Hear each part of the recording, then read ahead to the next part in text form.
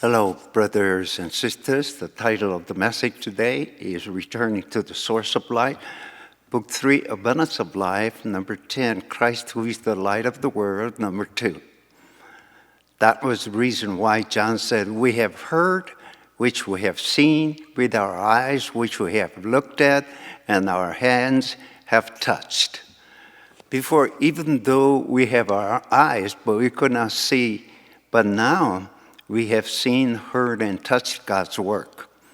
I think Apostle John wrote the epistle in order to convey the fact that he had experienced that. The book of John was written with a meaning and purpose. It was not just written the historic facts, but the experiences that Apostle himself had experienced. He had chosen those transformations that took place in himself. He wanted to show to other people. If we have just eyes, we can see all of God's creatures when there is illumination of sunlight. Anybody have that eyes, but about God's work, strangely enough, only special illumination is absolutely necessary. In Genesis chapter 1, verse 3, as God said, let there be light, and there was light. This light is a special light. Only with the special light we can see, only with the illumination of Christ, we can see God's work. Apostles spent more than 3.5 years with Jesus. They watched Jesus in various aspects. They slept together with him, had food together with him, and when Jesus performed miracles, they were there with himself. They thought they saw everything and understood everything about him. There was nobody who knew him better. They could never say, we don't know about him. Well, why did they desert Jesus?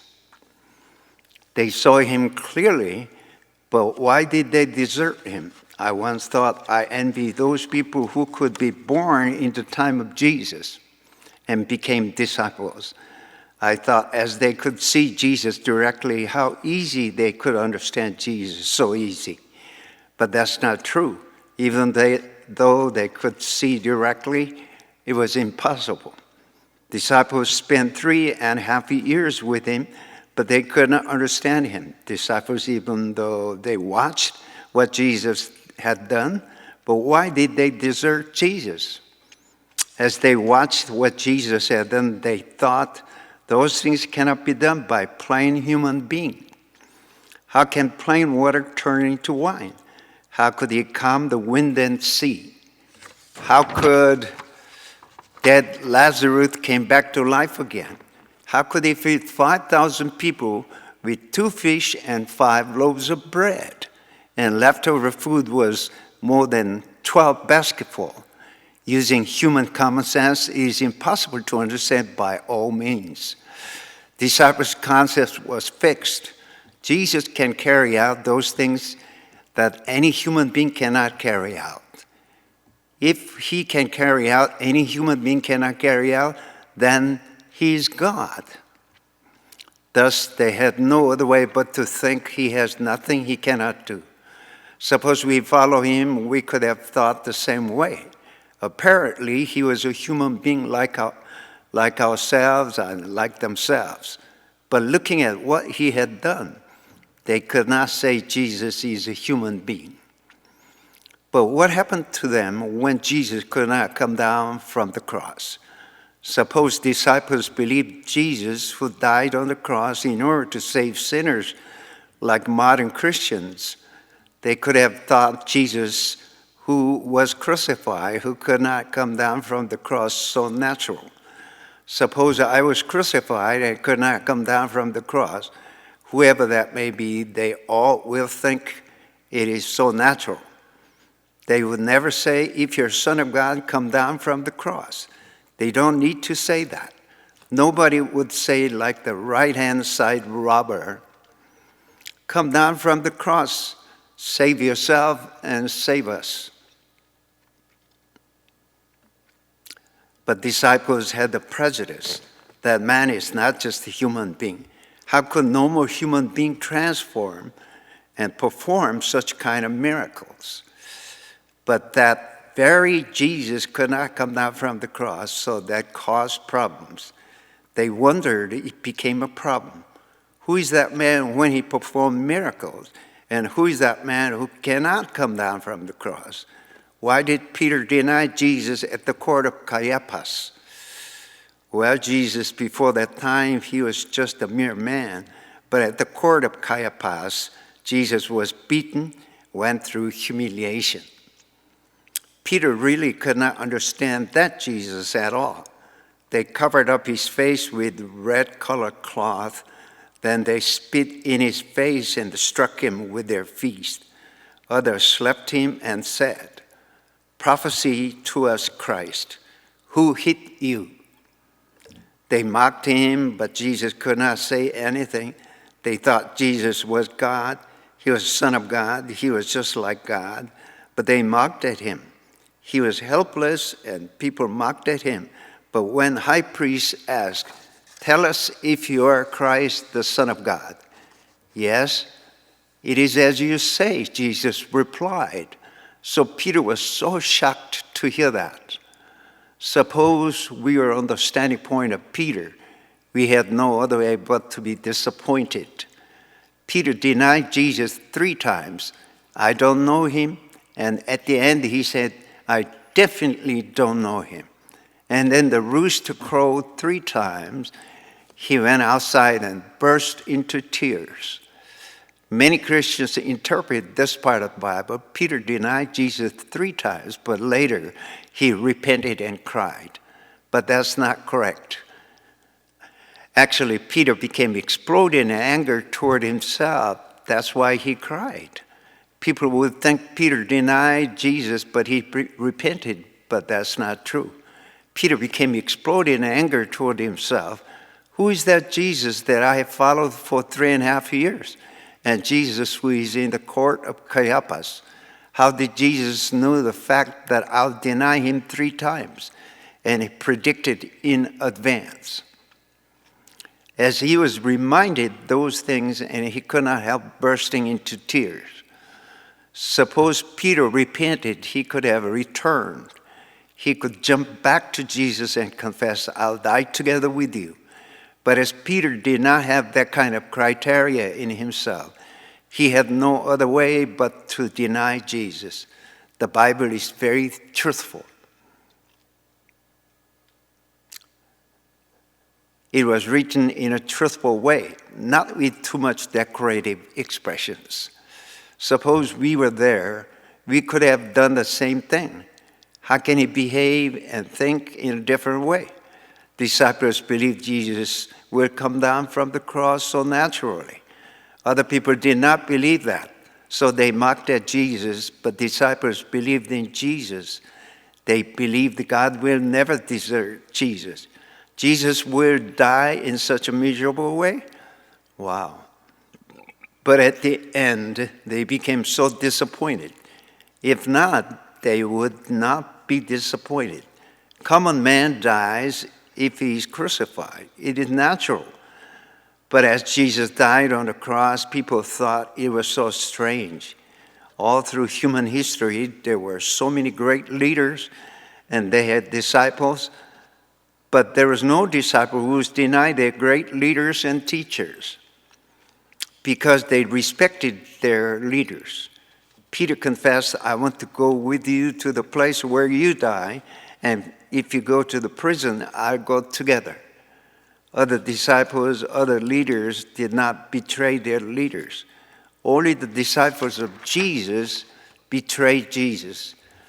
Did disciples of Confucius have reason for betrayal? Did disciples of Buddha have reason for betrayal? Only disciples of Jesus betrayed Jesus. Why such thing happen?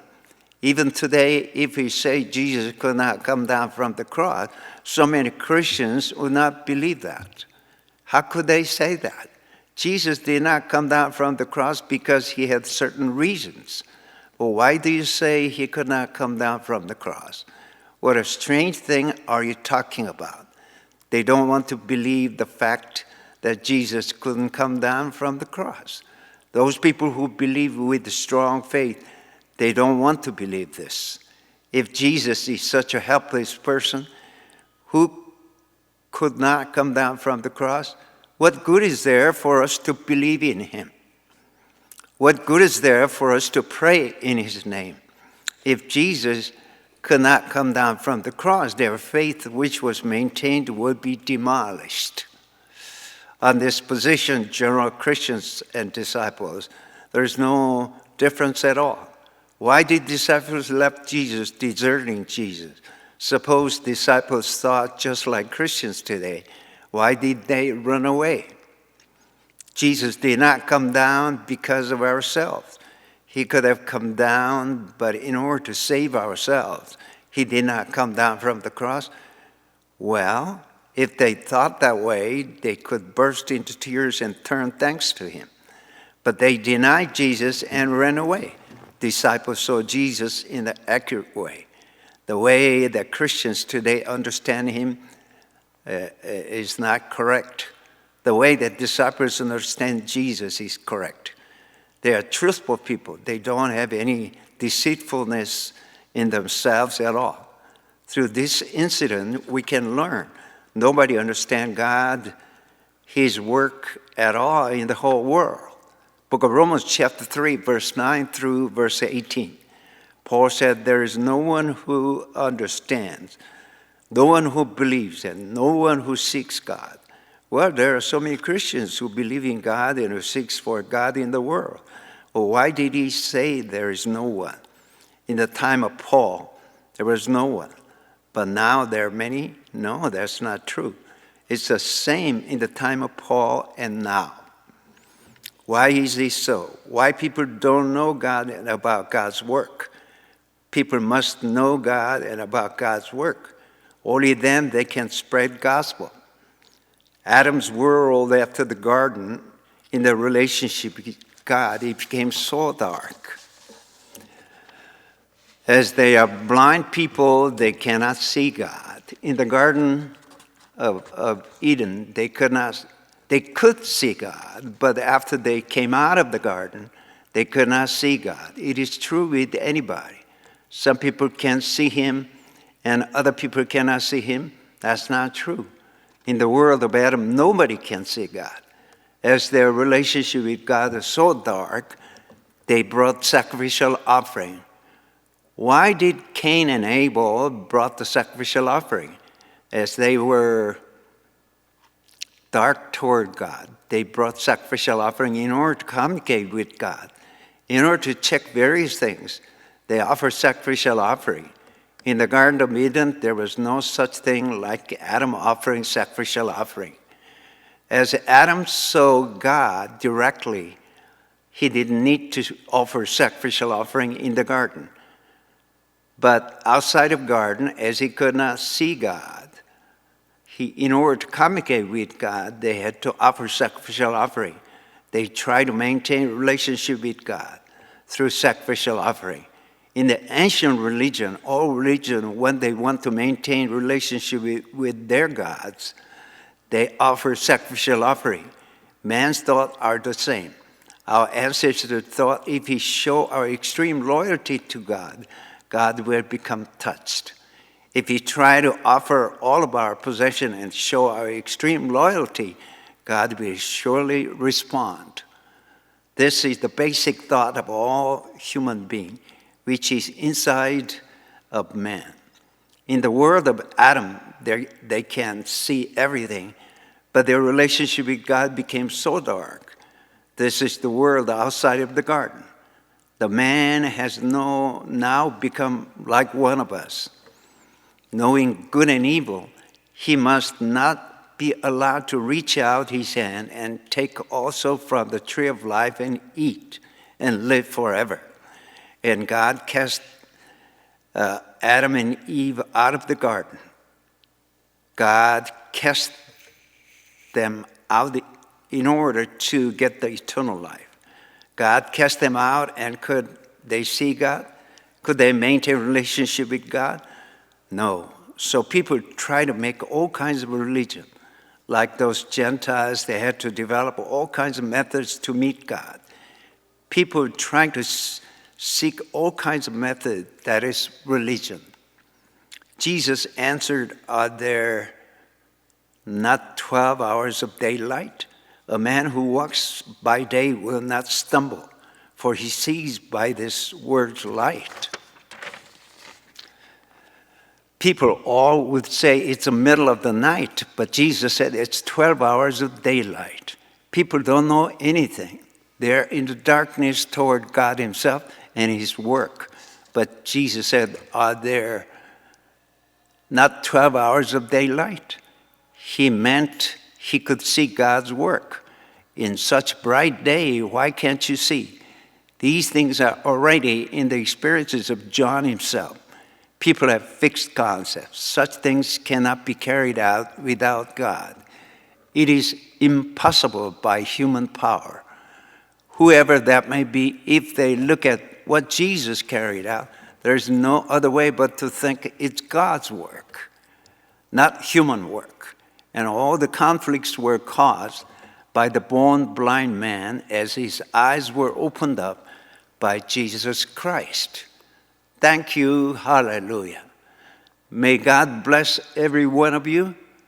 Thank you again. Thank you. Thank you.